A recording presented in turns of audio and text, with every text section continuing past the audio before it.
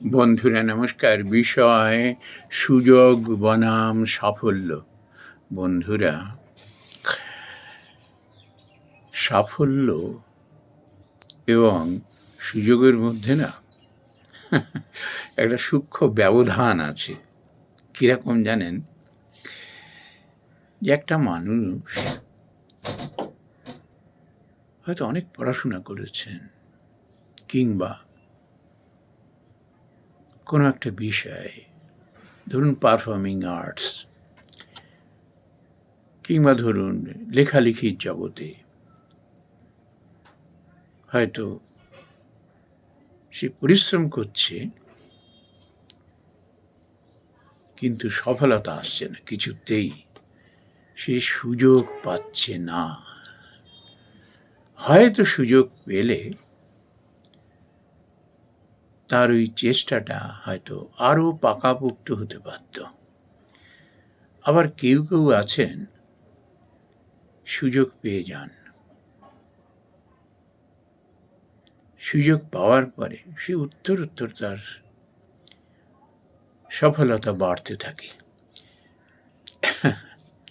আমাকে এরকম বেশ কয়েকজন মানুষ, তার মধ্যে এই সাংবাদিক ভদ্রলোকের কথাই যদি বলি, আমাকে একদিন বলছিলেন, কি কথা প্রসঙ্গে উঠল, আমায় বললেন যে আপনি আমার লেখালেখির এত প্রশংসা করেন, কিন্তু আমি অকপটে বলি আমার থেকে কিন্তু অনেক যোগ্য মানুষ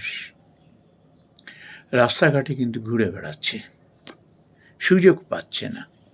সে যদি আজকে সুযোগ পেয়ে আমার এই চেয়ারটিতে বসতে পারতো, হয়তো আমার থেকেও সে আরও দূরে, আরও উপরে অগ্রসর হয়ে যেতে পারত। কিন্তু আমি সুযোগটা পেয়ে গেছি। বন্ধুরা, এই সুযোগটাকে আমরা অনেক সময় বলি কি কপাল, ভাগ্য, এই কথাটা বলি। এটা যেমন ঠিক, আবার এটাও ঠিক, এই ভাগ্য রচনা নিজেকেই করতে হয়। দেখবেন বন্ধুরা, কোনো মানুষ হয়তো ক্রমাগত চেষ্টা করছে, কিছুতেই সে যেন লক্ষ্যে পৌঁছাতে পারছে না, যেটা চাইছে সে সেটা পাচ্ছে না। লেখালেখির জগৎ হোক, গান বাজনা বা অন্য কোনো বিষয়ের উপরে হোক, যেটা সে চাইছে কায় মনোবাক্যে, সেটি হচ্ছে না। সফলতা দূরে দূরে সরে যাচ্ছে। তখন কখনো কখনো হয় কি, নিজের উপরে একটা আক্ষেপ আসতে থাকে যে আমি এত করছি, আমার হচ্ছে না, অথচ দেখো কত মানুষের কত কিছু হয়ে গেল। বন্ধুরা, ওই যে বললাম যে সুযোগ এবং সাফল্যের মধ্যে একটা সূক্ষ্ম ব্যবধান আছে। কীরকম জানেন বন্ধুরা? দেখবেন যেসব জমিনে খুব ভালো ফসল হয় না, আমরা তো ফসলটাই বাইরে থেকে দেখি, কিন্তু যে জমিটা তৈরি করছে আমরা, তাকে কিন্তু ভালো করে আমরা তার সন্ধান করতে পারি না, বা সন্ধান করি না, বোঝার চেষ্টা করি না। আমরা ওই সফলতা, অর্থাৎ কি না, ওই জমির ফসল দেখেই আমরা মুগ্ধ হয়ে যাই। বন্ধুরা, এই জমির ফসল যেমন ভালো করতে গেলে জমিটাকে তৈরি করতে হয়, তেমনই কোনো মানুষকে সফলতার শীর্ষে পৌঁছাতে গেলে তার কতগুলো বেসিক কোয়ালিটি দরকার। সে যদি মনে করে তার সফলতাটা সে ধরে রাখবে, তাহলে তার ধ্যান দিতে হবে যে একটু আধটু যেই সফলতা আসতে শুরু করে দিল, ব্যাস অমনি তার মধ্যে অহংকার ঢুকে গেল, অমনি তার মধ্যে একটা উদ্ধত্ত এসে গেল।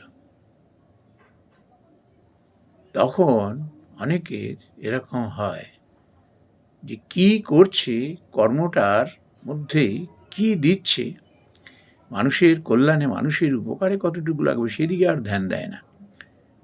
করাটাই হলো তার মূল কর্ম হয়ে দাঁড়ায়। বন্ধুরা, একজন নিষ্ঠাবান মানুষ, সে তার সৃষ্টির মধ্যে যখন ডুবে যায় না, সে নিজেকে বারবার প্রশ্ন করে, আমি যেটা দিচ্ছি তার দ্বারা দেশ এবং দেশের কি কল্যাণ হবে, কি উপকারে লাগবে তাদের, এটা বারবার ভাবে তারা। আর ওই ভাবতে ভাবতেই সে কর্মে এমনভাবে লিপ্ত হয়ে যায়, তখন তার ওই নাম যশ ঐশ্বর্য দিকে লোকবল, কে তার প্রশংসা করলো, কি নিন্দা করলো, ওই সব দিকে তার আর খেয়াল থাকে না। তার লক্ষ্যই হলো আমি কি করে একটা খাঁটি জিনিস, একটা কাজের জিনিস মানুষকে উপহার দেব, যেটা পেলে তার উপকার হবে, সেই দিকে ধ্যান থাকে। আর এটি করতে গেলে জমিনটাকে অর্থাৎ কিনা নিজেকে সেরকমভাবে তৈরি করতে হয়। আর এই তৈরি যে করতে পারে সেই নিজের ভাগ্য রচনা করে। ভাগ্য যখন রচিত হয়ে যায় না, তার ওই ভয় থাকে না, অহংকার ঢুকে গেল, ঔদ্ধত্য এসে গেল। তার কারণ হলো অহংকার তার ধারে কাছে এসে পৌঁছতে পারে না। তার কারণ হলো সে সৃষ্টির মধ্যে ডুবে থাকে। এই জন্য এরা সফল হয়। ভাগ্যের সুযোগের এরাই নির্মাতা, আর এরাই সাফল্যে পৌঁছায়। এটি ঠিক ঠিক ঠিক। নমস্কার বন্ধুরা।